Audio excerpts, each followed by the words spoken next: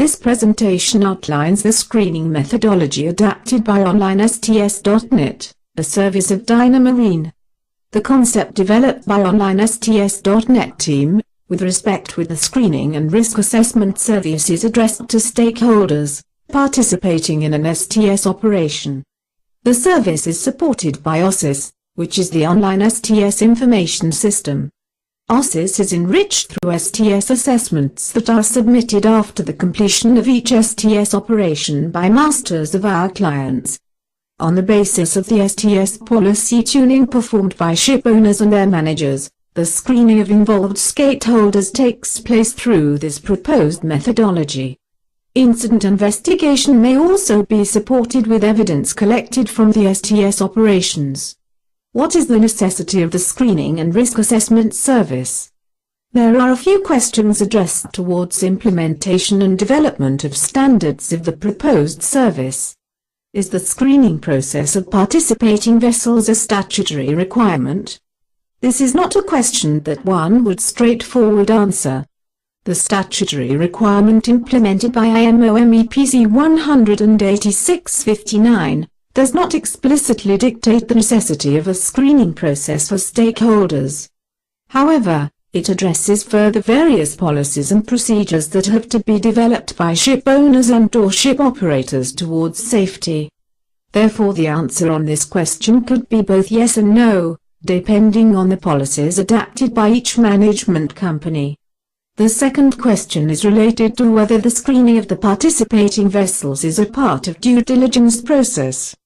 When the charterer requests clearance of participating vessels from ship managers, then the ship manager has to exercise due diligence prior delivering the decision.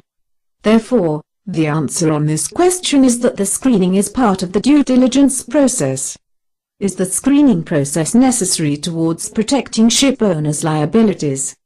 This is a very good question, and the answer of course is yes, since by adapting a screening process the manager adapts procedures in order to mitigate the encountered risk in the STS operation as well as protect ship owners' liabilities. Is the screening process necessary as per P&I policy agreements? The answer in this is related to the fact that the P&I clubs directly require that all vessel operations have to take place with due diligence and/or due care. Therefore, the answer is yes. Is the screening process a commercial requirement? Charterers are expecting from ship owners to have certain policies for their screening methodology. Charterers request for clearance of nominated vessels. They might also request to examine the statistical assessment and KPIs of STS records under their tanker management self-assessment scheme. Therefore, the answer is yes, it is a commercial requirement. Final question. Does the screening procedure assist your masters and officers?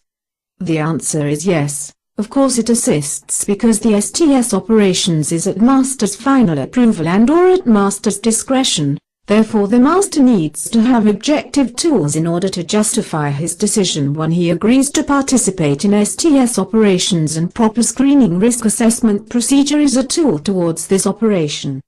The principal concerns that one has to be taken into consideration in an STS operation is first of all the fact that third-party companies are involved, such as STS service providers and their POACs. Those companies are not directly contracted by the ship owner, and therefore the ship owner has to exercise his due diligence with respect to the quality of the service provided, since their involvement is directly affecting the safety performance of the STS operations. In case of an incident in a STS operation, the STS plan, policies and procedures adopted by its manager, will be questioned by third parties. Therefore, in this respect, ship owners have to show that their policies and procedures are dynamic and work proactive on the basis of past performance, as well as historical records obtained from STS operations. There are parameters that have to be taken into account prior each STS operation as per industry guidelines, including the compatibility of the vessel. Therefore, this is a proactive examination that has to be adopted within the risk assessment and/or risk analysis of an STS operation, and finally records should be retained for 3 years according to IMO MEPC 186/59. Retained records have to be examined, statistically analyzed, and lessons learned have to be incorporated within the policies and procedures of the STS plan, as well as the TMS audits.